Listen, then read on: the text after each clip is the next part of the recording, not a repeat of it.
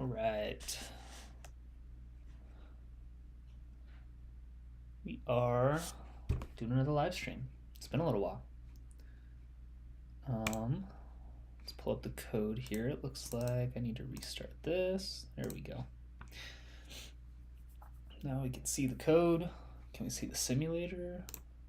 Yep.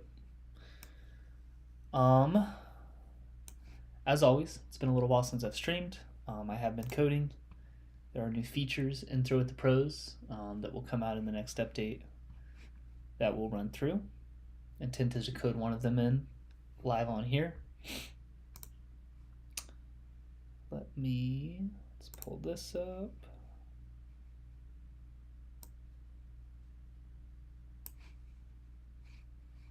Hopefully everything is working as intended. Been having a few minor issues with the recording software, but it seems like we're rolling right now. All right, app update cheat sheet. So a couple weeks ago, version 1.5 came out, 1.0.5. I think I ran through some of these ideas in the last stream, but I only have actually streamed since it released it, so I'll cover those real quick. When changing scores from the tournament leaderboard, I do have a tournament up and running here, so I'll show it. You can now see which hole number you actually tapped on, so that way if you have multiple scores in here, just because the holes are individual holes on the leaderboard are kind of small, so if you tap 2, maybe you accidentally tap 3, but you're trying to change 2, this will show you which hole you're actually about to change and what the previous score was. A little more clear there, a little more information. New global courses as always. New display name for the app, so everyone should be able to see that by now, but now under the app on your iPhone or Android, it shows just Throw. It was Throw with the Pros all smushed together. That was way too big. Didn't look right, couldn't see the whole thing. Now it just says Throw, so that's a little bit better. Adjusting starting hole for tournament playoffs. Let's say you're at the Fort up in Ogden, Utah, where 2021 Worlds was at. You don't have the playoffs start on hole 1. You want to start on hole 17, like they did for the Holy Shot, so you can go in there once the playoff starts, change the starting hole. That is in there currently. Course information all was updated to make it a little bit clearer. So we go back here. This is a bit easier to read, updated par length. Things are separated nicely. Same thing on the global list. A little bit more easy to read, no brackets. Took all those off. Collector's disc got updated costs, updated aesthetics for the playoff and edit courses view. Edit courses view was just to match the courses screen. So this now has a background that was just white. This looks a little bit better. And then creation of a score testing platform. So this didn't really quite get included in the public updates on the App Store and Google Play. But I essentially made a function here. Let's find it. So basically, I will remove these comments. Once it updates, this code will become readable. We'll do a save here, and then you'll notice that on the main menu, we now have this test scores button. This is purely for my purposes. This won't exist for any of you, but I can come in here, select a course that exists on our courses list. Divisions, I can select whether or not I want to show all of this. So I'll do it just for fun here. And if you watch the debug console, we hit generate. I don't remember if I did this on the last live stream. If I did, I apologize, but I'll click generate and you'll see this start to spew out information. So basically what this is doing is it's going through the course I selected, which was easy, I believe. Let's go up to the very top here. So course was easy. It runs through every single division. So all of these I've highlighted. Obviously I can uncheck them if I don't want to include them. All the tournament tiers. And then it'll show the scores along with all of these variables. So to expand this a little bit, this is our MA4 here in an XC tier. So everything above here is all the information. It's going to show us what the round scores were, how many competitors there were, what the rating was that first place shot. The point of this is that I think there's going to be changes coming into how the scores are calculated to try to make things a little bit more accurate and true to the division tournament tier, mostly to the division. But this is going to be a really easy way for me to check that. So yeah, so this does it for all of them. So if we come down to the bottom, we'll have MPO. Where's the last one? MPO and majors right here. And so we've got multiple rounds. You can see round 1 of 3 is going to be shown. Round 2 of 3 is shown. Round 3 of 3 is shown. Should be pretty straightforward. This actually might be an FPO. I think it's doing MPO first. Yeah, so this is FPO. Just because it comes later in the scoring. But so this exists. Does not exist for any of you, but it was something I wanted to implement to make scoring more easily testable down the road, and also easier to make changes to the app scoring. So I'll go ahead and save that, comment it back out, or remove the button. So now we're back. That's everything that was in 1.05, and now we're on to 1.06. So first off was just kind of cleaning up my code. It was not something I had done since I started Throw with the Pros. Was going through, Flutter had a lot of code recommendations, removing some print statements, improving some syntax, taking out some of the substance of the app to make it a little bit smaller, etc., etc. So I went through that. There were something like 500 suggestions. Cleaned it up a little bit, made things more readable. Again, new global courses. One thing, I don't know if I actually plugged it in here. I didn't. So we'll add it. So we added new courses, and then I also made the list sort itself alphabetically. So if we come in here, we'll see we have all the global courses that are sorted alphabetically. I think there's probably 11 or 12 new courses that are going to come out with this update. Search function obviously still works, but that exists. I'm going to come to this one last because this is the biggest one and what I'm working on today. I'm going to improve clarity for the apparel sponsor. So I don't remember where I'm at in this simulator. I do have it unlocked. So the intent of the apparel brand and that sponsor in the app is to give you essentially a bonus for every event you play.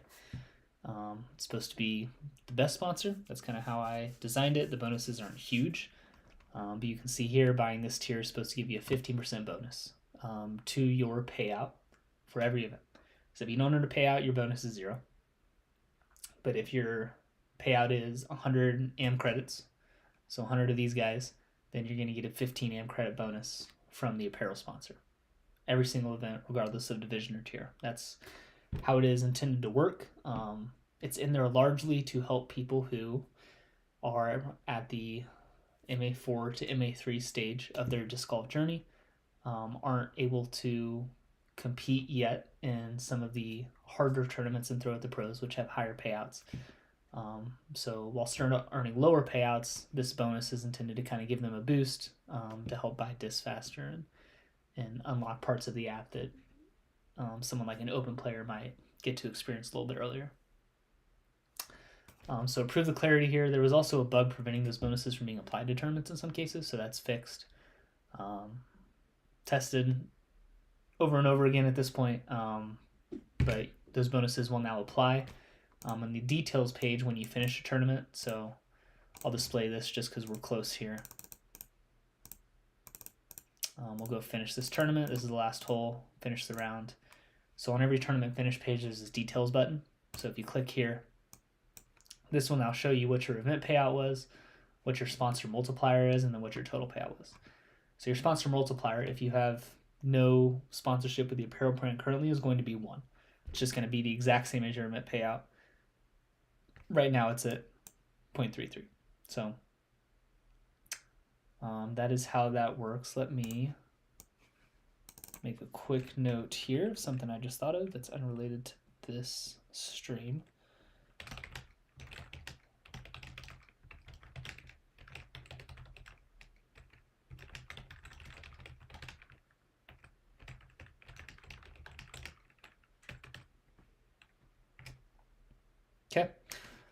Yeah, so it'll do that. This payout's going to show 13 here. That's your tournament payout, but it is going to pull the correct amount through. Details page on the tournament finish screen. So we went over that. Last score input of certain rounds was utilizing an incorrect hole par. So this was kind of a strange one. Minor bug fix, but kind of an important one. It wasn't affecting the outcome of tournaments. It was just making all scores, user and AI, being a score above or below par. Sometimes the same. Only in certain scenarios is that working, but that was an issue. And then also some tweaks to the pro subscription. So trying to make this even a little bit more bang for the buck. There is a 2-week free trial on the pro subscription for both iOS and Android. That's through Apple and Google Play. That's not through me. That's how that always works for in-app purchases.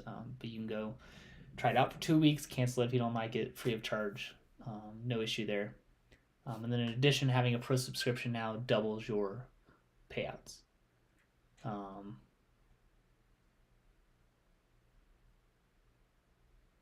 Yeah. I don't think there was much else there. I'm going to make another note. I want to double check one thing on that.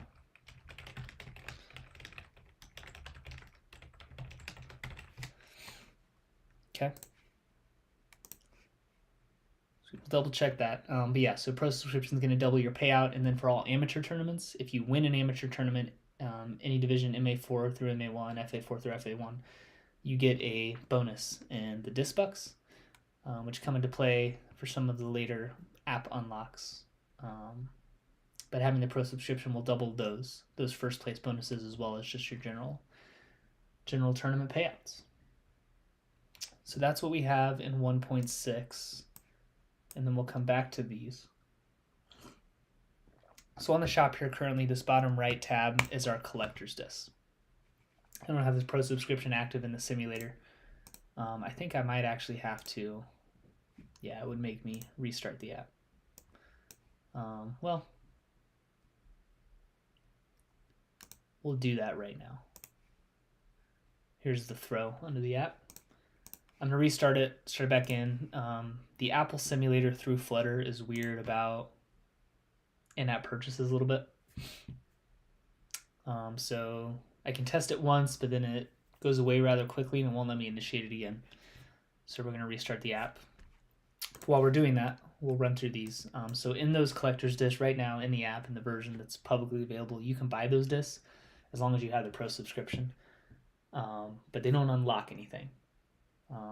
The intent was to have them unlock things, but they don't yet.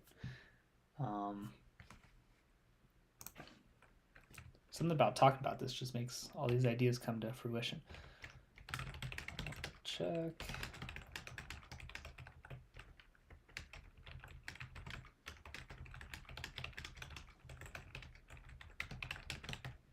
Okay. And the intent was to have each collector's disc unlock a unique functionality within the app. I was planning on implementing those in the future, which is where we're at now. Figured that they weren't crucial to the release of the app just because the collector's discs are intentionally quite expensive. I think the features they unlock are pretty cool. And people probably shouldn't be at the point yet where they can buy them unless they've just been really grinding, which if you have, I apologize if you got a collector's disc and it didn't do anything yet. It was clear that it didn't do anything, but that's going to change in the next update. So right now there's 9 collector's discs. Collector's disc number 1, and to be clear, I started with the 5 easiest ones to implement. I also think they're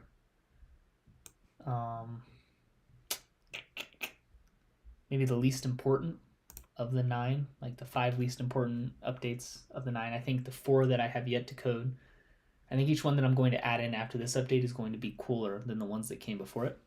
So we're starting off with the easy ones, the simple ones, but still kind of nifty. So one of the collector's discs in the app, you can establish that you're playing a tournament that has bad weather. So if it's really windy, if it's rainy, you still want to use Throw with the Pros. The app will let you do that. The AI will perform slightly worse accordingly, just as you probably will playing in extreme wind or rain. There is a collector's disc that will make the AI perform even worse with that extreme weather environment that you're playing in. So it'll essentially double the effect of the bad weather.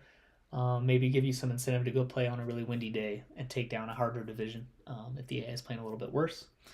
The second one we have, which I am going to try to establish this. You're a pro. Themes for tournament leaderboards. Let's do this. I don't think I need to buy that one. That one's pretty easily explainable. Let's buy this one. Okay. So next one is going to be changing hole scoring colors on the leaderboard. So let's come down here. We'll go easy again just because it's 6 holes, nice and short. That's why I have it in here for testing.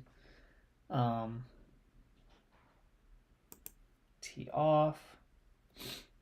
All right, so if we enter our scoring, you'll see that we have the typical hole scoring colors in Throw at the Pros, with, you know, this light green being birdie, par being gray, etc.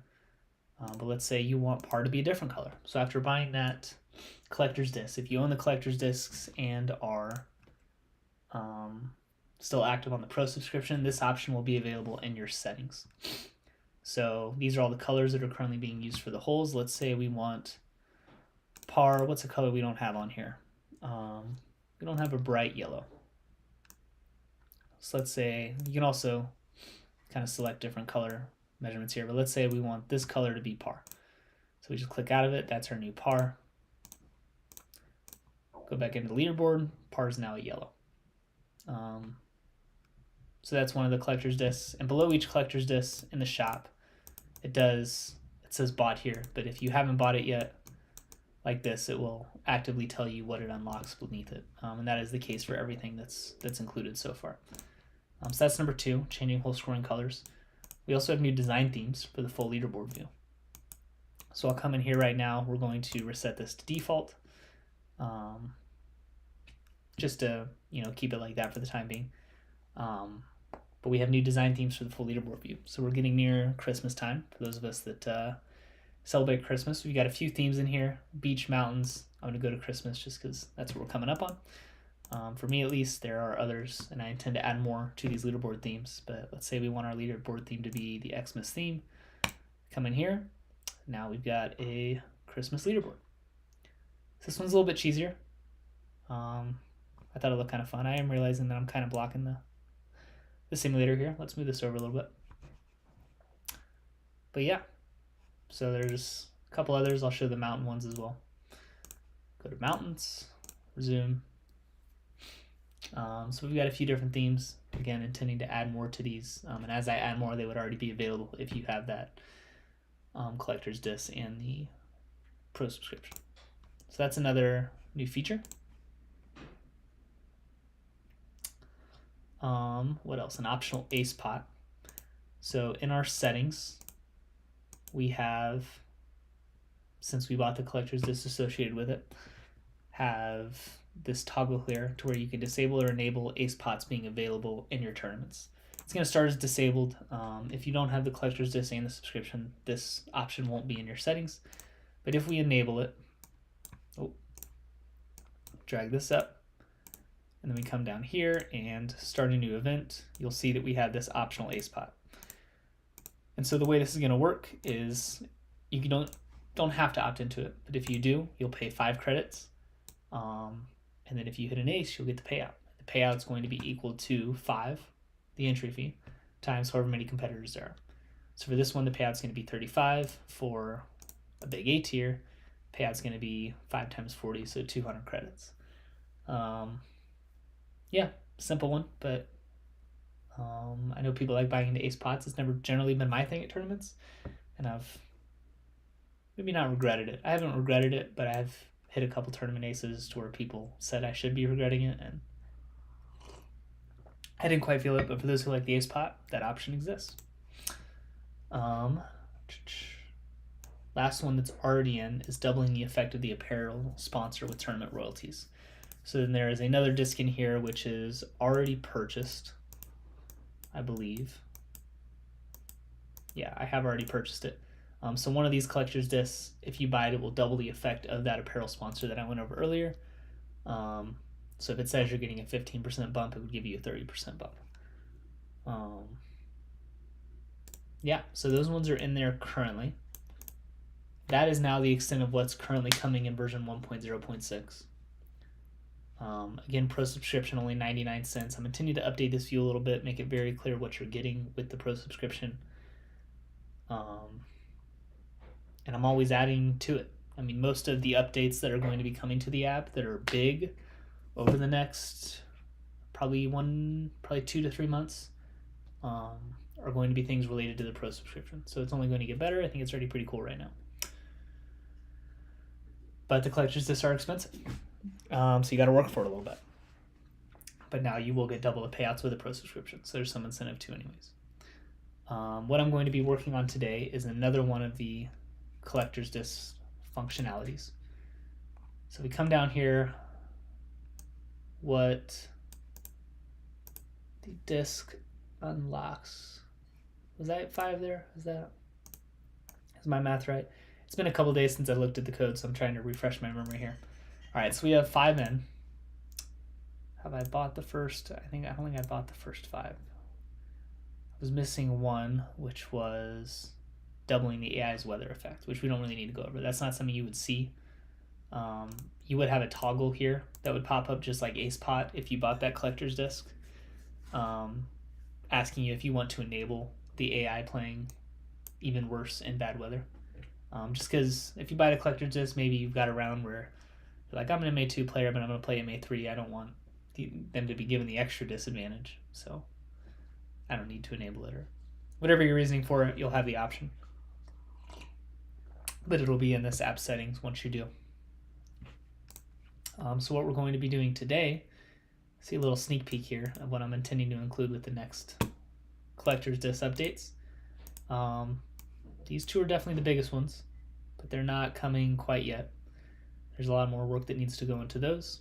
This is going to be the one that we're working on today. It's changing the names of the AI that you're competing against. I'm not going to finish that tonight. That one is going to be a little bit more involved, but I do intend to hopefully make some substantial progress on it. So where do I want to start here? Probably needs to be a button in the settings. Maybe below AcePot. Maybe we put it towards the bottom. Thoughts?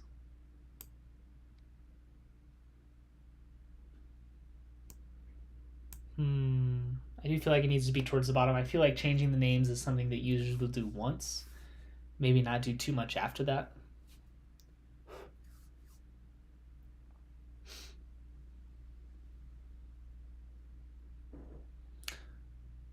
Let's roll with that.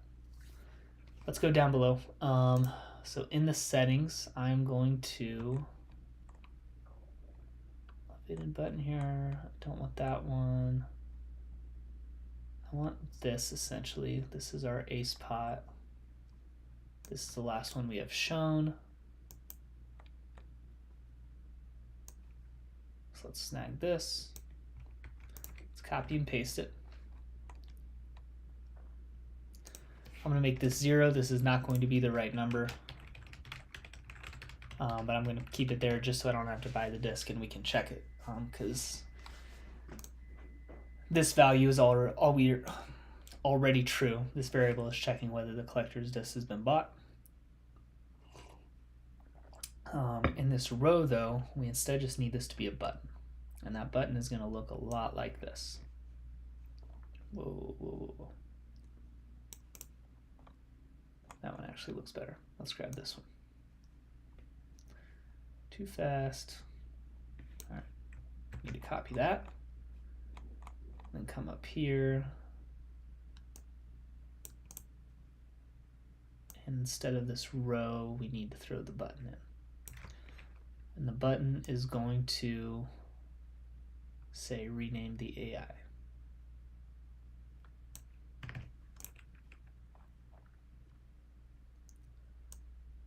So let's do that.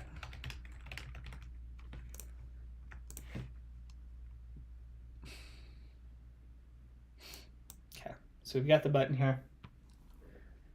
I do want it to look differently than these buttons do. So maybe we start with that. I wonder...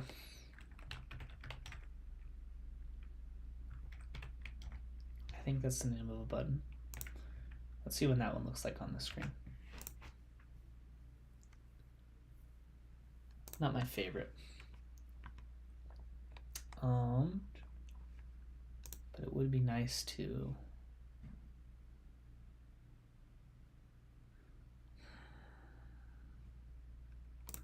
All right, we're gonna go manually do this one.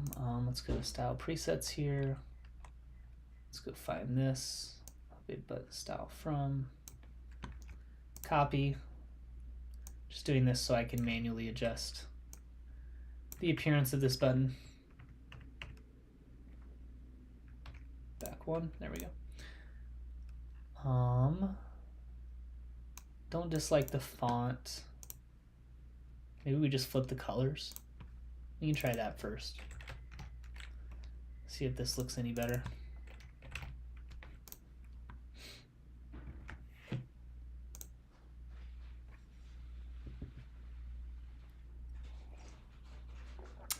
It's not bad. We got a lot of colors going on the screen, but I do quite like this color. I wonder if that's just teal. Maybe at least try to keep things matching a little bit. So these should match now. I don't think that's bad. Can I make this a little bit bigger?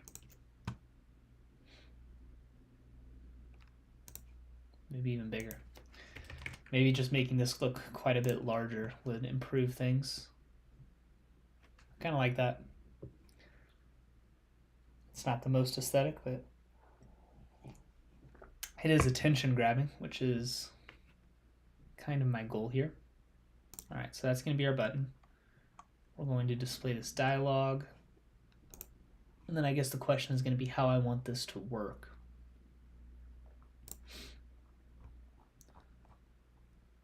There's going to be quite a bit of implementing here into the existing tournaments. Essentially from the competitor names. I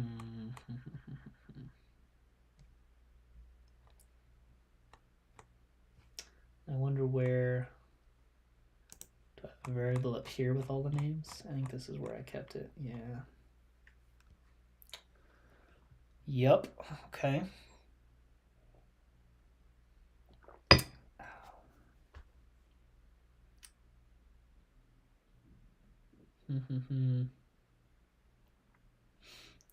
So I'm essentially going to make this a settings value. That's kind of where we're at.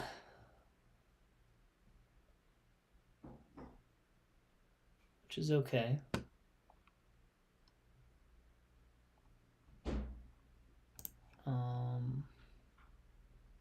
Competitor names. So we'll start down here.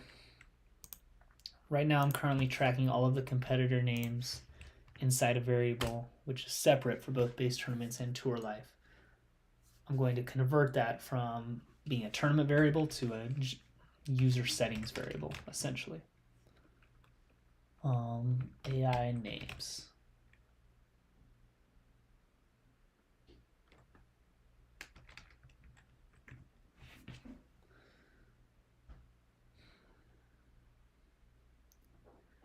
How to establish that?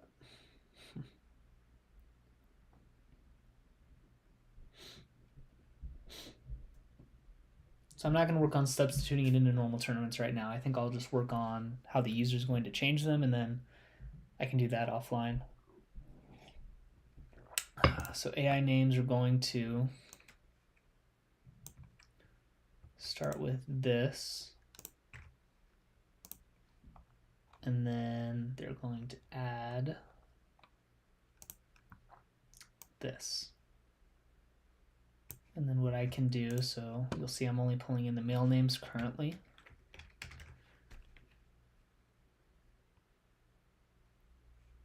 and then this can just update if the user selects the female protected divisions.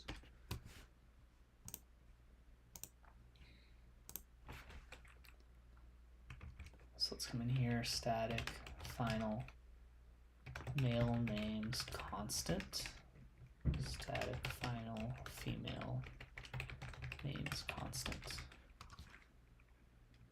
So male names constant is going to be equal to this. Female names constant is 1, 2, 3, 4, 5, 6, 1, 2, 3, 4, 5, 6. And I'm adding these at the end.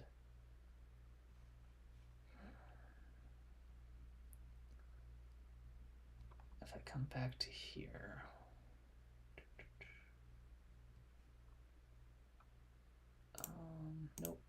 nope, my instruments. So I need these.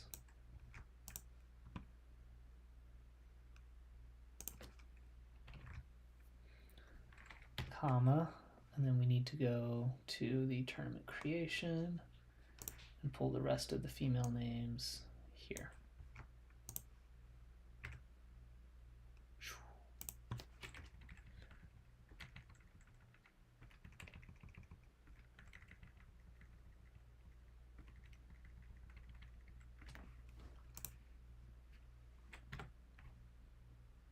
Okay, so we have these constants.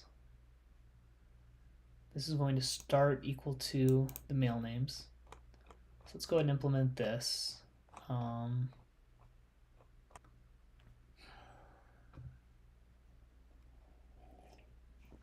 In our main file.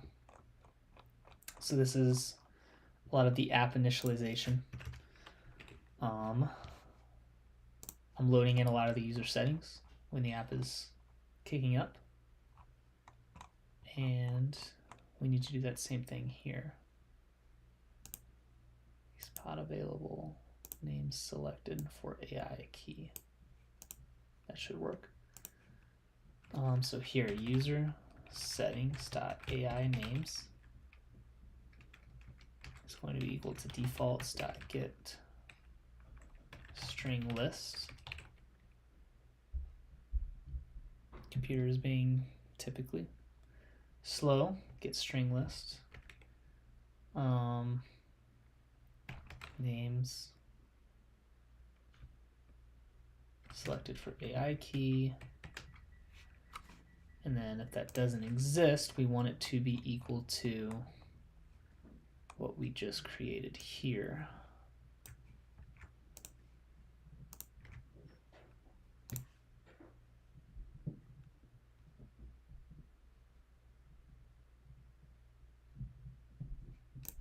There we go. I was like, I wonder what the error is, but it just hadn't loaded yet. So here I'm loading this in, and that way we can come in here and save it as needed. AI names is going to always be standard, as it is right now in the app. Not changing unless the pro subscription is bought, the collector's disc is bought, and the user comes in and manually changes them. But up in the settings,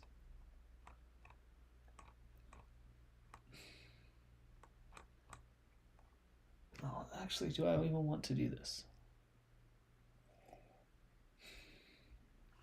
I don't think I do. Because what I was going to do is in the settings, I have this toggle for enabling female protected divisions. I was going to say that every time the user changed that,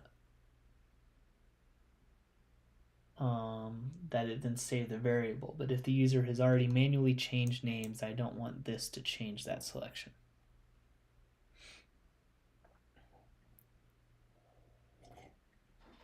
So I think I need to leave them separate somehow.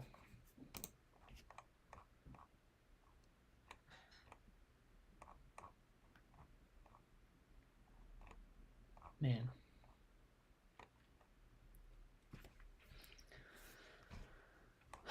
What is the right way to go about this? You would have thought I would have come up with this before starting the stream, but I did not. I guess this is a part of the process.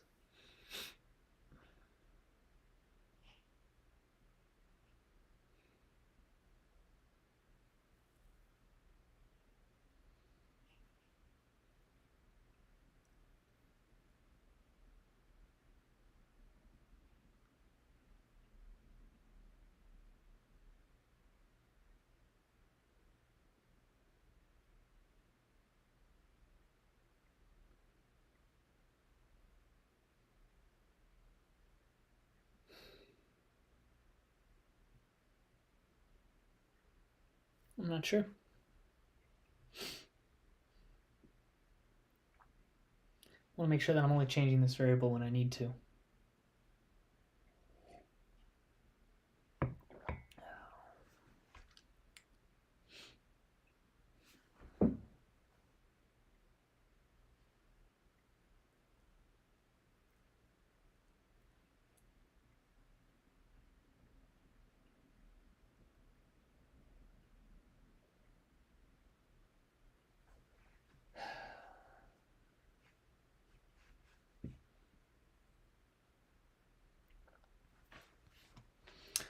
All right, I've got an idea.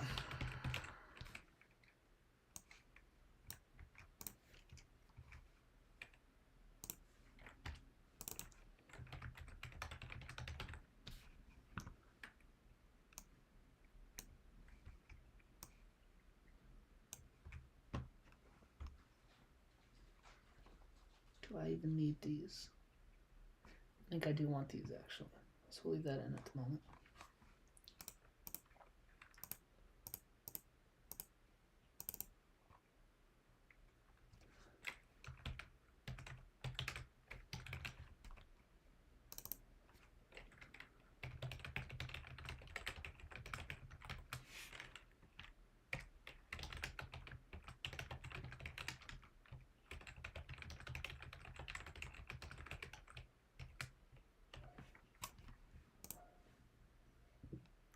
In principle, users shouldn't be switching more than once between either FPO, female protected divisions, being enabled or disabled.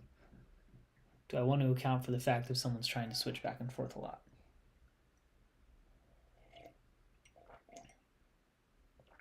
Maybe I do, maybe I don't. What makes the most sense? What is the simplest? So if the AI, if the user has FPO divisions disabled, so they're playing in the mixed open divisions, MA2, all of the names are going to be male.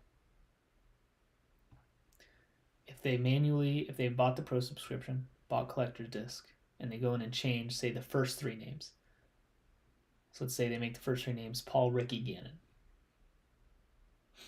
So you got Paul, Ricky, Gannon, and then followed by the rest of the male names. And then let's say they go into the settings and change to female protected divisions. Should it still be Paul, Ricky, Gannon, and then the rest of the female names? Do I need to track which names have been changed? That's what I'm trying to debate right now.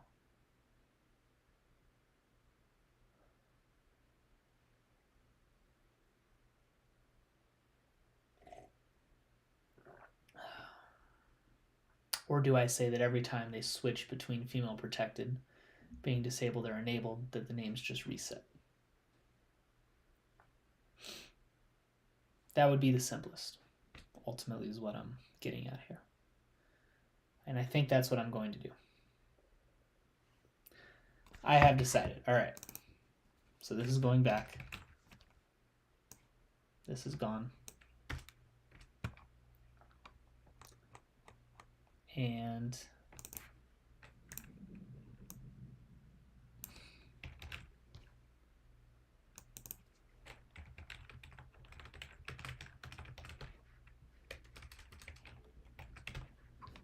this is gone. That brings us back to where we were.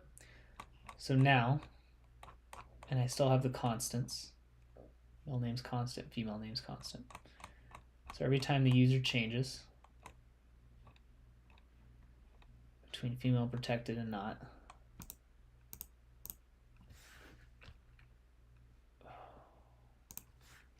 going to say user settings dot AI names is equal to female. Give me my suggestion here. Names constant. Is that what I called it? Oh, yeah. It would probably help if I put user settings in front of it. Dot.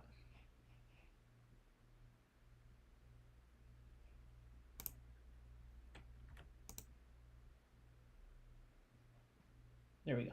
Okay. And if it is disabled, then AI name is equal to male names constant. And then we need a save AI names user settings dot female names constant. And it's going to give me an error here because I haven't created this function yet, but I'm about to. For some reason it thinks that this one's good. It's definitely not. There we go. All right. Yeah. So we'll come down here. Let's create our save functions. This is going to be with the purpose of saving it to the user defaults. And then we'll use this function elsewhere as well as the user manually changes certain names. Save AI names. This is going to be a list string value. And I will say default set string list name selected for AI.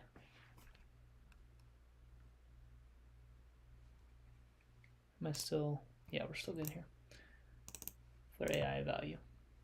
That one should be key.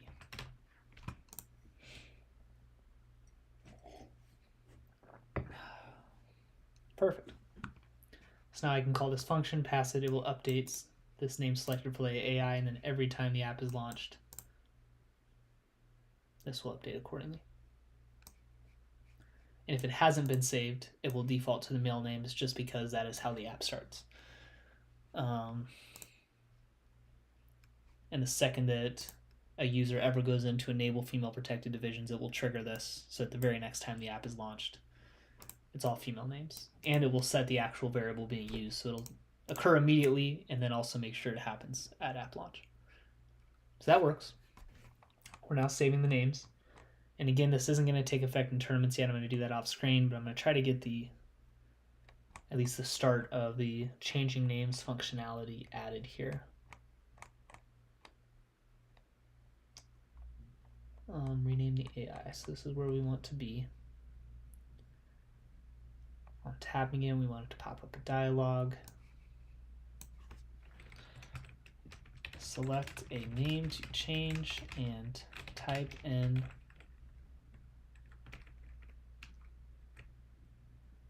call it an AI. Select an AI name to change and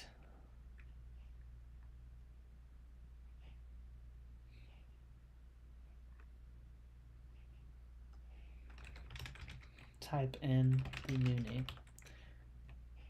This might change, but that's okay. Where did I just click? So this is the title. No, this is the content. Can I get a title? I want this to be the title. The content needs to be a list, a scrollable list.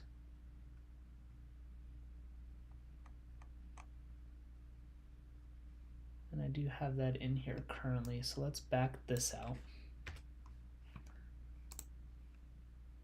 And in the courses menu, I have something already kind of similar. So on the courses menu, I have a button to reorder courses in which I have a sort. What did I call it? I could have sworn it was reorder. It's down at the bottom. reorder courses. Here we go. So this content is what I need here. And what was I? Was I on the size box? Is that right? Yes. Okay. So we're going to copy that just so I have the structure that I need. Oh,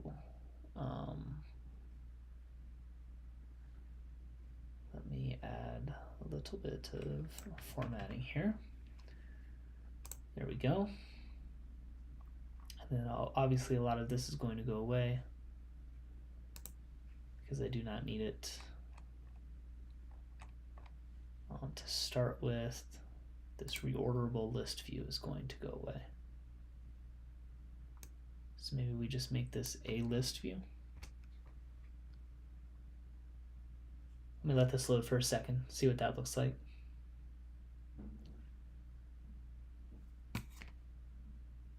Okay, I think this is updated. Screen height, I do want this in there, so that's a good call. So let's go up here, and let's add screen height in.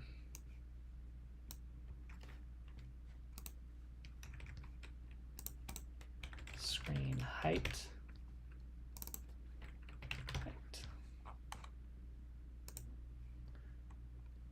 So screen height now does not have an error for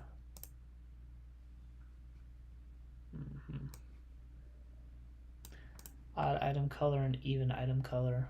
I don't think I need that.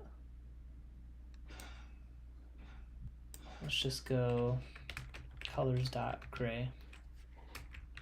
I think it's an E here.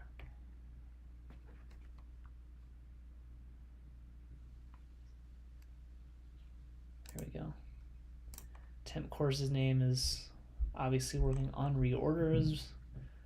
Obviously not working, which makes complete sense. We're not reordering anything.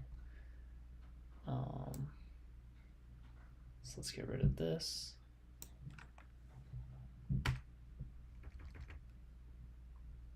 Back that line out. Now I think we should just have issues with the temp course's name. So let's go number.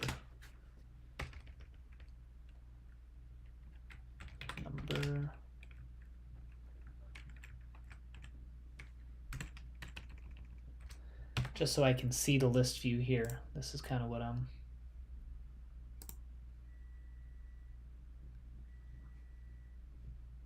reorderable drag chart listener. I don't think I need that.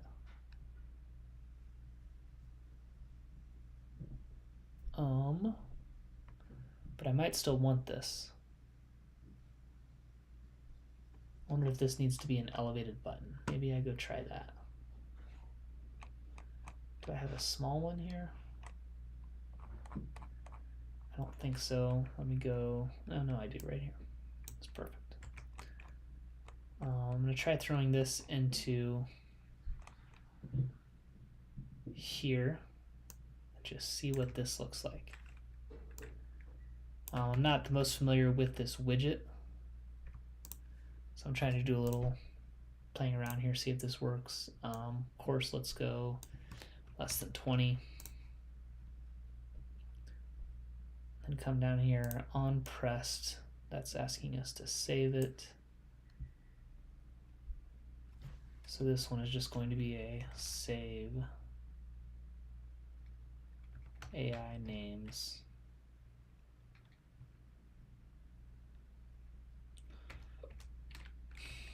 User .ai names. And I don't quite want this to run yet. Let's update the labeling here. Change AI names. Context. Change AI names. Set state. Change AI names. Context. Okay. Not fully sure how this is going to look, but I think I'm at the point where it is time to give it a shot.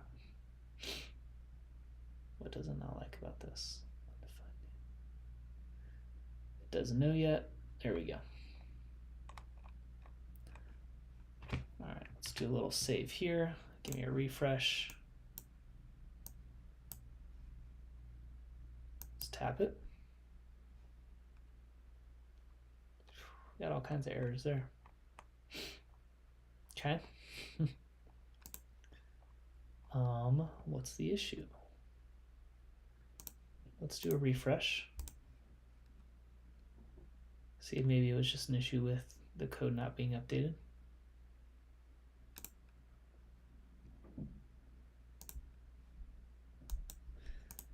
It's gonna make me do this again because I don't have that.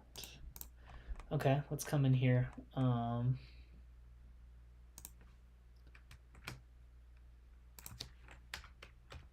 Remove exclamation so I can see the button. There we go. Still getting the errors. Okay. What is the issue? Does not support returning intrinsic dimensions. Is this not the exact same thing I already did? Return alert dialog within the content. Sized box. Column. I mean, I just copied it all over, so it should be scroll bar, orderable list view. Edges symmetric, horizontal, shrink wrap equals true, children, container, key color, child is a list tile.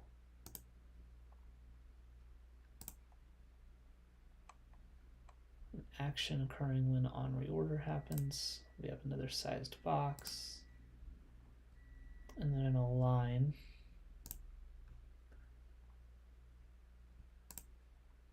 Is it the actions? It must, maybe it's the actions, I don't know.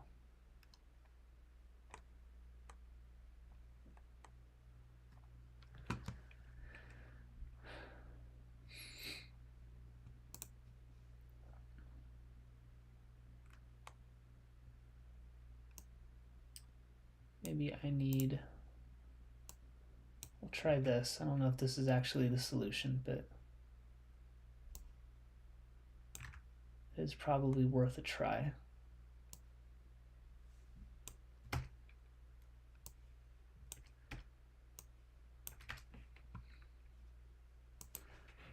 Let's give that a refresh, see if that works.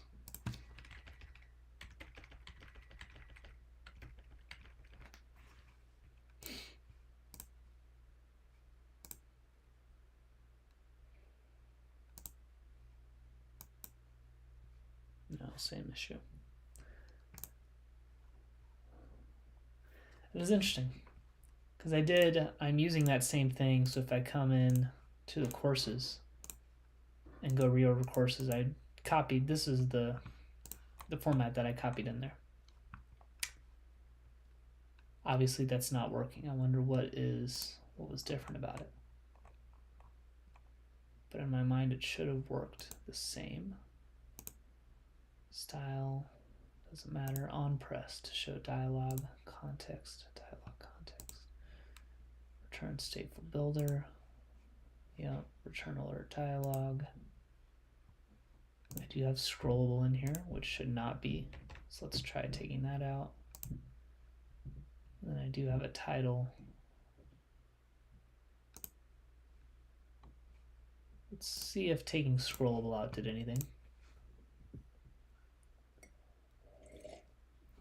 If not, it looks like the title is slightly different as well.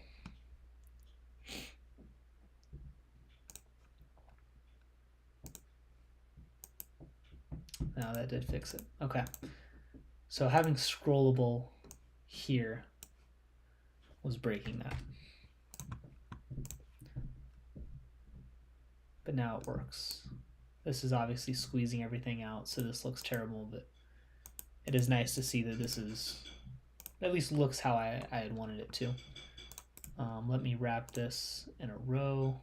well, in a center actually, just to move it over to the center. So now the button's in the middle. Okay.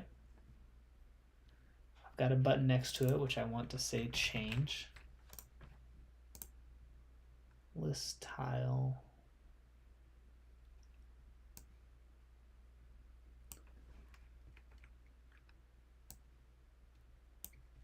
The key is essential for the reorderable list view. So I probably don't need that. Let me take this out.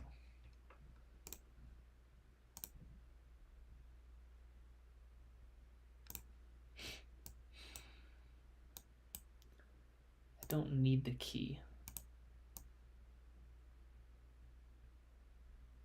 Whoa. Computer's going real slow there.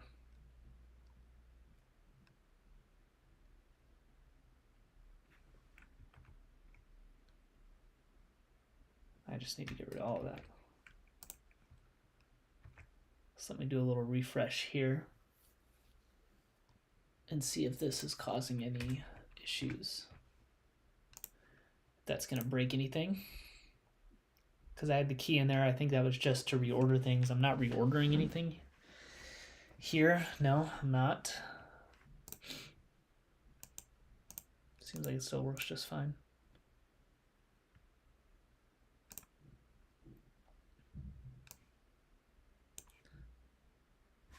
I don't want any of those to occur.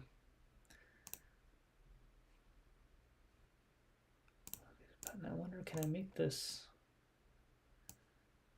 That's a lot of padding on the edges. What if I make this 10? How much room does that give me? Does that give me a lot more room? Substantially. Okay.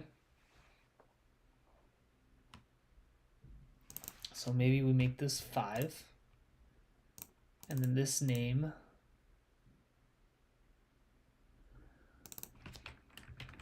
Settings. Length. And then this will become user settings AI names.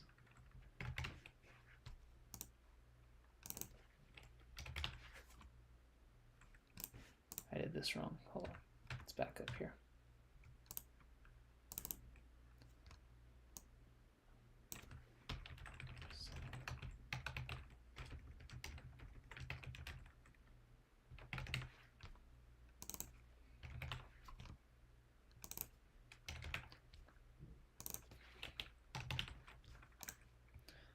So now, save that, and come in here, and now we should see the names. Lovely. There's a lot of them. There are a lot of them. I'm going to limit it to only single names. We're not doing full names, just because they won't fit on a leaderboard. But if you're trying to create some AIs named after real people, maybe last names work a little bit better.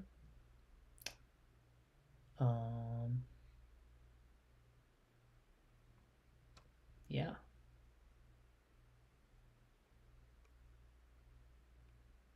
That looks fairly solid. Let's style.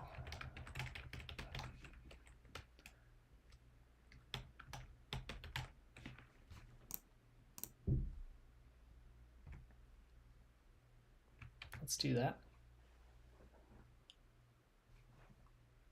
Save it.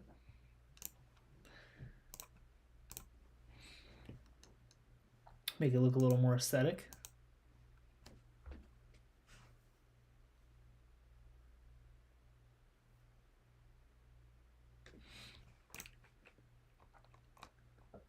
Let's add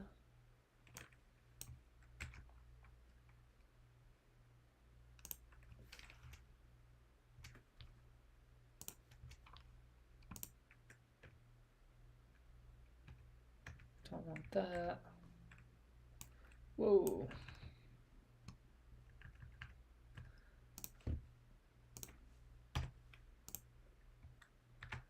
Let's add this in. That should be fine, I think.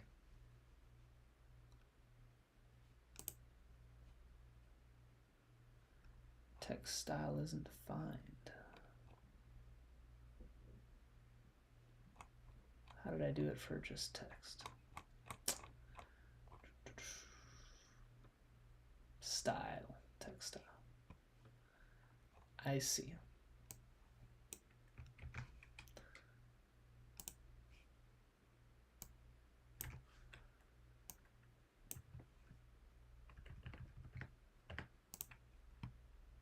This one will work.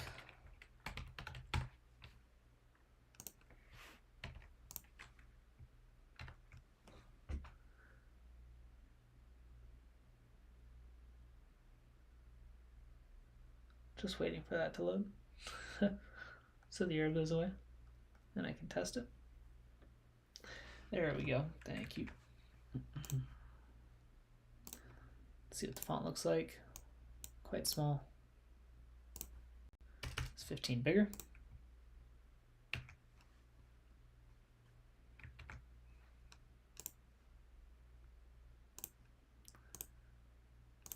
Is the same size, it looks like.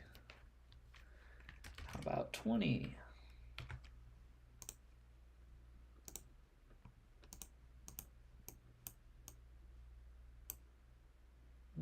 Yeah, it's a little long. All right, let's go with the slightly smaller font here. A little clearer, easier to read. Yeah. I think that one's going to be the winner. Let's drop this down to 15, see how that looks.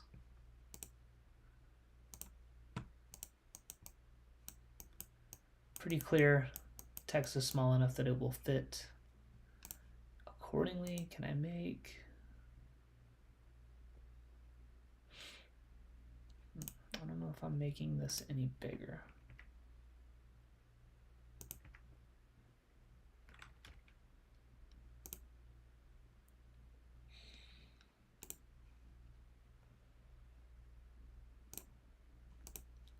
I'll leave that as is for now.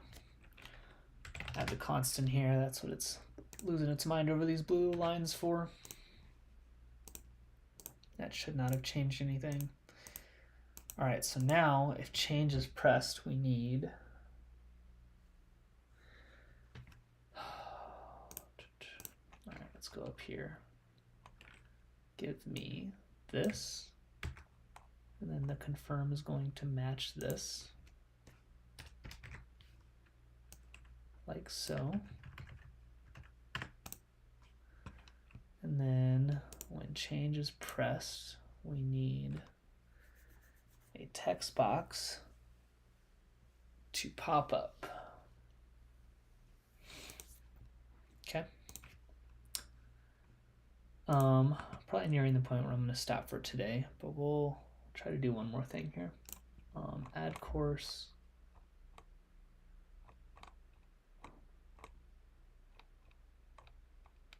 Well, I guess I don't even need to come here. I have the username changing up here.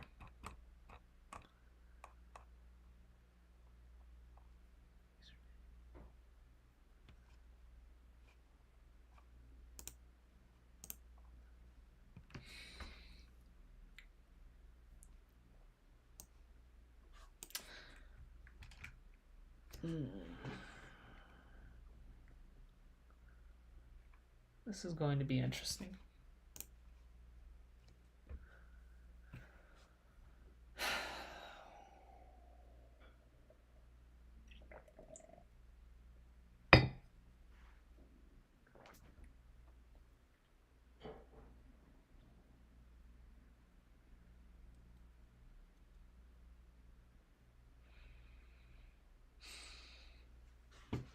Lots of dilemmas about how to make this more clear. So the way that AIs are currently pulled into tournaments is that it always just pulls from the top of the list. So XC tier tournaments only have 7 competitors. It's always going to pull these top 7 once you get past these. So this is probably 6 players that everyone sees. It is. It's 100% is. In XC tier tournaments, as more competitors get added for bigger tournaments, it pulls from further down the list.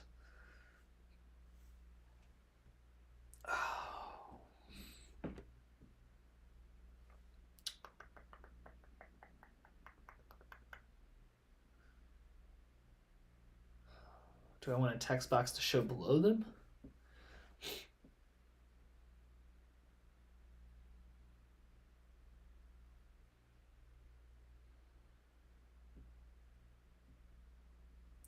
Maybe it just makes for a really long list. So maybe we get rid of the change button, thinking that this button goes away, and instead we put the text box there.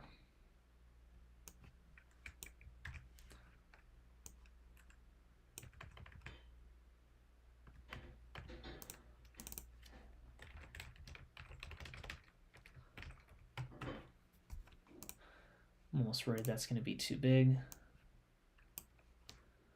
Change name.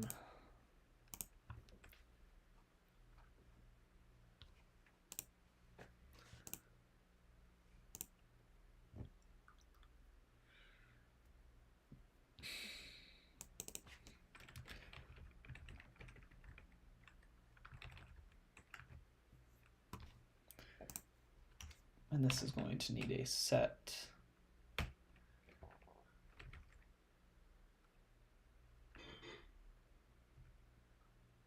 Whoa, whoa, whoa, whoa. Don't do that. What was my state here? Change AI names. Change AI names, set state. Set state. Probably don't actually need that one in here yet. And then yes, I need that. This goes away. That goes there.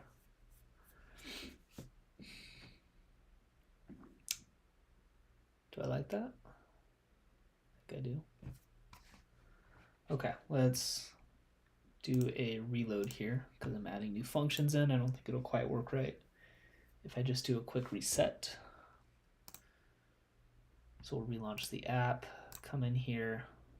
Ooh, okay, did not like the text box addition there. Trailing widget consumes entire tile width. It does. Please use a sized widget. I thought that was what I had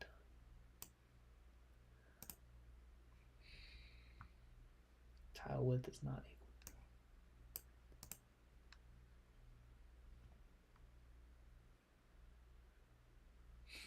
Is it too big?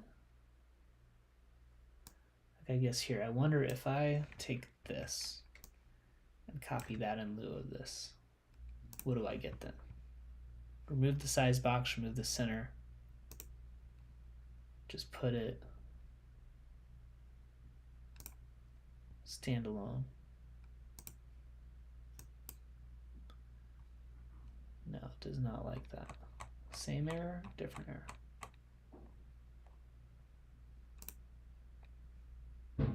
Trailing widget consumes entire tile width, so that didn't change anything. It is definitely still causing issues. I guess how does it look here? It looks so this was set at, I have a different variable set up here for that, which is times 0.65. I made it 0.3, so it should be substantially smaller. This is an interesting one. I don't know if I have the right fix for this immediately. Like if I make it really small, does that address it, or because the text is obviously fitting just fine.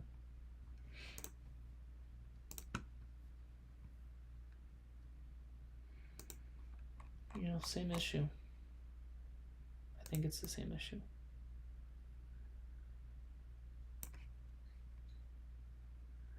Trailing widget, which is this, consumes the entire tile width, even though I am forcing it to, it's got to be because of the center actually, huh? Let me try removing this. Let's give it another go without the center. Putting it inside of a size box, because the first time I ran it with the center. The second time I removed everything so it didn't have the size box to restrict its width. Maybe this will do the trick. That did the trick. And now it is too small. So now we need to kick this back to 0.3. All right. Can I change background color? Style my option there.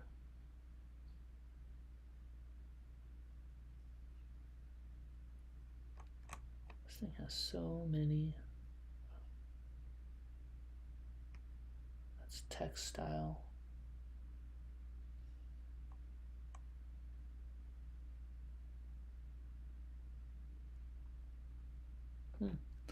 Doesn't seem like I have a background color. I can mess around with that later. More focused on functionality at the moment.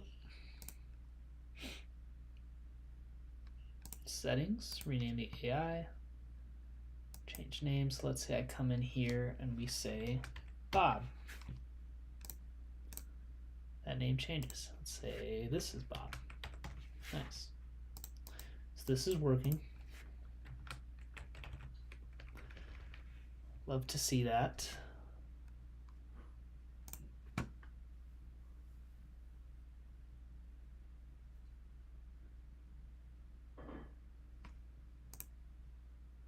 And then we won't actually implement any changes until confirm is tapped. So what this should do is we should have a variable up here that is var temp AI names equals string, like so. And then when that button is pressed for renaming the AI, which is here, on pressed temp AI names is equal to, this needs to be a copy, huh?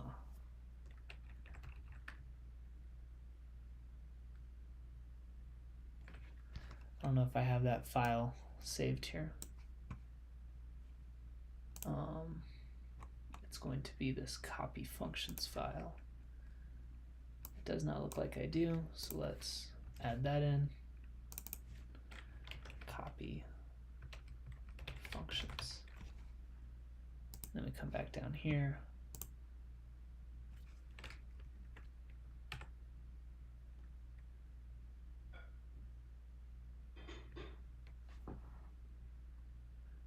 That's what I wanted to do. Is that the right function name? It is. Okay, temp AI names. And then down here, we want text to show temp AI names.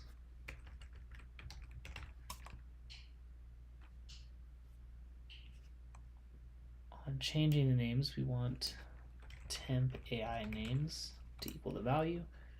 And then only when confirm is pressed do we want navigator needs to pop set state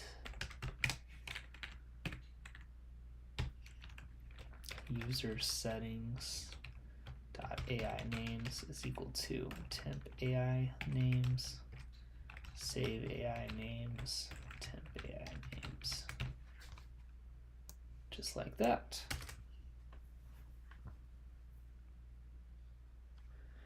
So now when we save here, we should be saving a temp variable, and only when confirm is pressed is it actually going to fully save it.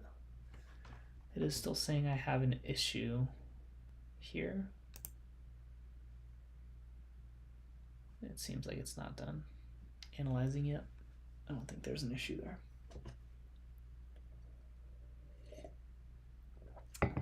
There is the issue of what do I do if the user somehow leaves it blank.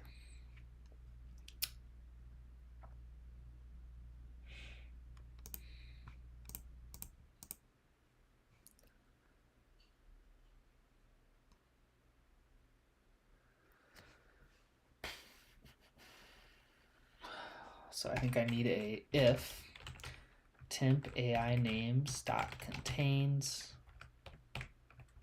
a blank.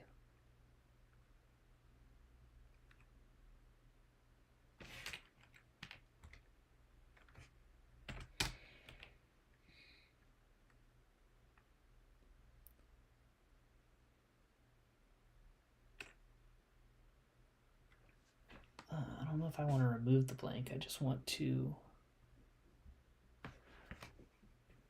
update it.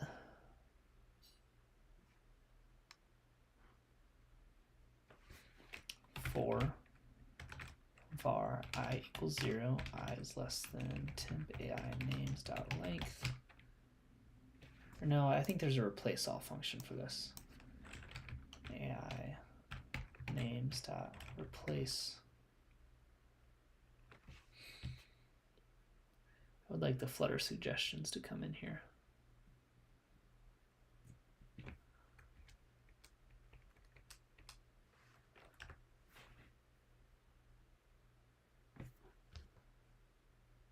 Place range, retain where.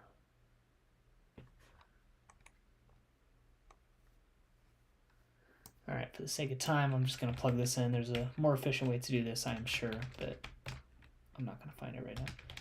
Temp AI names dot length I plus plus, and then if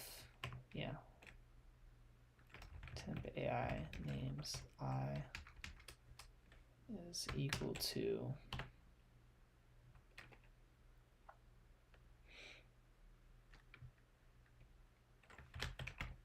it's going to be my name. Any blanks get replaced with my name. It's a very temporary solution, but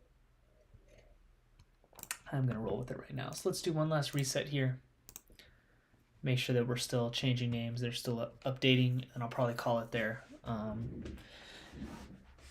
Version 1.6 might come out this week. If not this week, it will be next week. This feature will be in there for one of the collector's discs. It'll be fully functional. So you'll be able to come in here and rename the AI accordingly. Temp name. And the one thing I am going to add in here, just for any of you that are going to be real gung-ho, is there will be a character limit on names. Come in here.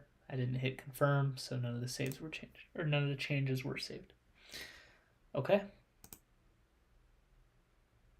We were on here for a little while. That was some decent progress. Going to call it there. So this is what we've got coming in 1.6. Everything right here. Including this updated feature. Might be a couple other smaller things that I plug in before the update goes live. Yeah, just to recap, this is what we worked on today, was changing the AI names. This will probably come next for changing event names in tour life. And then these two big changes I'll probably be working on over the holidays to get implemented by first of the year. Maybe sooner. We'll see how long they take me. But getting match play available as an event, and then seeing scores on a tee time basis. Match play is going to come to tour life first. That will probably happen before this collector's disc goes into effect. Match play is going to exist as a tour life tournament, and then buying this collector disc will make it also available as a standard tournament here. So you could come and select your division, and then if you have the pro divisions available, like Q tier, match play would also become available underneath it. I don't think there's much else. We'll call it there for today. Happy holidays to everyone celebrating. Trying to hit the ground running pretty hard here with Throw with the Pros come 2025. Kind of full in winter here. It was actually pretty nice today. Got out and through this morning. But already looking forward to some big tournaments next year and to grow and throw with the pros a little bit. As always, you can connect with me on these live streams in the comments afterwards, on Instagram, via email. If you have the app, you can email me from the app, from the support menu, note to developer. It won't work on the simulator because simulators, it won't let you email from it, but essentially if you click this button in the app, it'll kick up your email client and allow you to send me an email, which is great. Yeah, love to get feedback. Use this button to leave a review. Reviews are super helpful, very important to growing Throw with the Pros. All feedback is appreciated. Thanks anybody who finds this after the fact. And yeah, we'll see you in the next one.